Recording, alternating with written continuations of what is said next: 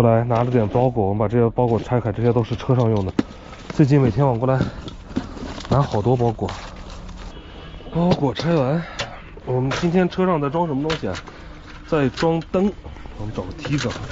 梯子虽然站这儿不太稳当，但是还可以。就是这个灯，这个灯是我们经常去到那种黢黑一片那种地方啊，我们经常去。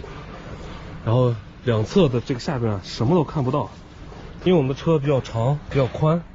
所以如果要是侧边，比如说倒车的时候看不到这一侧有个石头啊有个沟啊什么的，这就比较危险啊。所以我们家装了一个临时可以开启的这么一个灯。这个灯打开之后就是车里照的，当然对面也有。然后还有一个问题就是我们这个车它这个倒车的时候光靠这两个倒车灯很暗，所以我们又加装了一个倒车灯在那个上面的边边上哈，一挂倒它就会开起来，或者是我们可以手动单独开启这一个灯啊。这边也装了哈，这个灯就是在我们行车停车，比如说我们要倒车的时候，这个地方我们是看不到的哈，如果黢黑一片的话。所以我们在侧面加了一个侧方位的灯。倒车灯光靠这两个灯是很暗的哈，有的时候得抵住点刹车，稍微踩点刹车，让刹车灯照亮，才能看得稍微远一点。但是有了它之后就不一样了，我们一挂倒这一片全是亮的，很便于我们在户外的时候经常走到那种没有人的地方停车驻车，对吧？很方便。还有这个我们的装这个太阳能灯哈，白天它是不亮的，如果赶夜路我们也可以选择手动把它关闭，就是让这些太阳能灯全部都不要亮。刚好今天我们这个座椅不在这边哈，我们也把地面拆了。很多时候如果我们的前车没电了，就是它因为它是自动挡车嘛，你是挂不到 N 档的，你是摘不了档的。摘不了档的话，你车就没法拖拽。所以呢，如果等这个车彻底没电了，你也启动不了，也摘不了档的话，就把座椅旁边这个小壳子卸开，看到没？这有一根红线，这个啪一拉，档就摘了啊。但是这个上面有个塑料壳子，你还得把壳子卸开，然后再拉这个东西，它就可以摘成 N 档、空档啊，就车可以拖拽了。就我们一般家用轿车上面，在这个挡把旁边都有个摁的呀，或者是一个小片啊，撬开捅一下就行了。这个比较麻烦，它在座位下面，所以你要拆开这壳子，还得座椅放上去，这个空间很小很小，就很不方便这玩意儿。我们还要更换的就是这个原厂的这个屏幕啊，它这个原厂屏幕我上网搜了一下，大概价值380块钱啊，所以带我们这个音箱呢多多少少有点差，而且反应奇慢无比。据说用的时间长了之后啊，会各种卡。比如说你正在打电话，想暂停一下音乐，按完之后你电话挂了，这音乐还没暂停，你电话刚讲完，它暂停了，对吧？大概就是这样子，所以就把它也拆掉。我们要装一个新的机头，看倒车影像也会清晰很多。还在拆，基本上我们这个车得把这前边的差不多都拆完了，才算完事儿。你敢相信这车这2天被我又各种试验的都没电了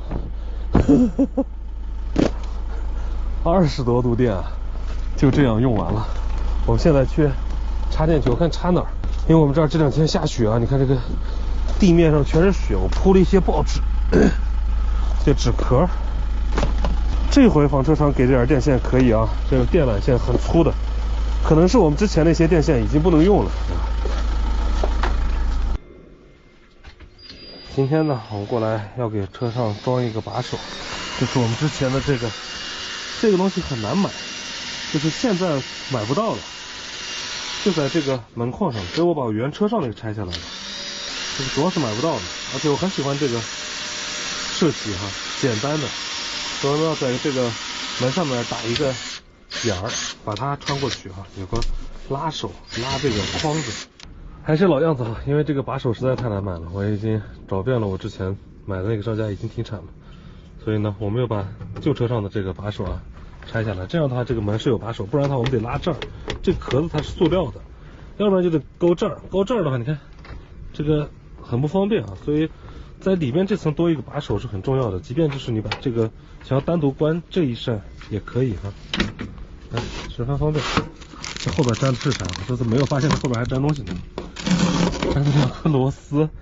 这两颗螺丝应该不知道是什么地方的，应该是还是挺重要的地方，要不然它不会粘在这个车门上。我看是不是这些上面的螺丝？你看，这就是我们昨天说的那个倒车灯哈。昨天晚上老板自己试了一下，把这个灯打开之后，整个一直到那片树那边都是亮着的哈。所以这个灯呢是倒车灯，手动控制的倒车灯。之前想跟倒档挂一起，但是有时候没有必要，就太亮的地方一下打开这个灯还挺讨厌的，所以我就把它搞成手动的了。这两侧的这个灯也是手动的哈，所以我们在那个它原本的开关位置又装了两个开关，一个开关控制两侧，一个开关控制后侧哈。所以这还好，因为克它原本就空着很多这种开关。你看这面板上。这个原来是空的，这个也是空的，所以我们又加了两个开关。这边4个我打算搞成 USB， 因为我们前边还要装一些这个 USB 的设备哈。这个呢就是我们要换的这个 2K 屏哈，这个屏幕是 2K 的显色，然后8+128的，并且支持 Apple CarPlay， 支持华为这些各种的 CarPlay 哈，然后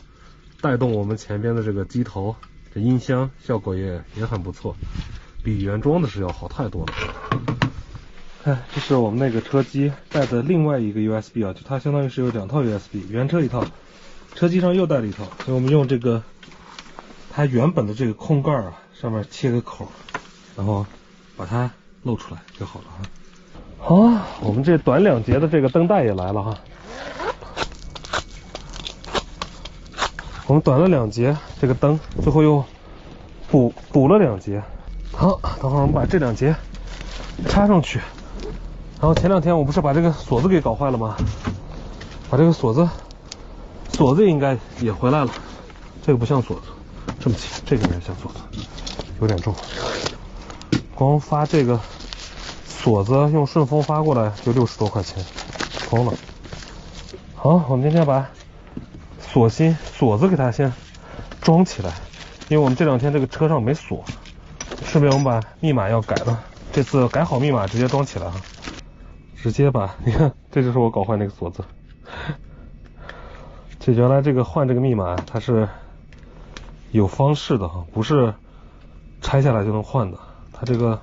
我刚好把它这里边有个小片啊给它掰折了，所以就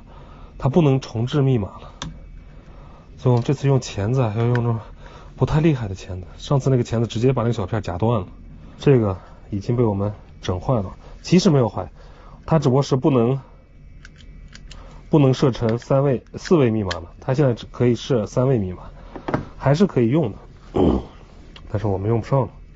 好，这密码就改完了哈，就自己瞎折腾弄坏一个，这都是经验。然后我们短的那2节灯哈，我们得把它装起来。现在我们是短1节，你看第2层光到这儿，我们买了2节试一下。虽然它是原装的，但是它真的还不是那种刚刚好的，它是一插就亮哈。你看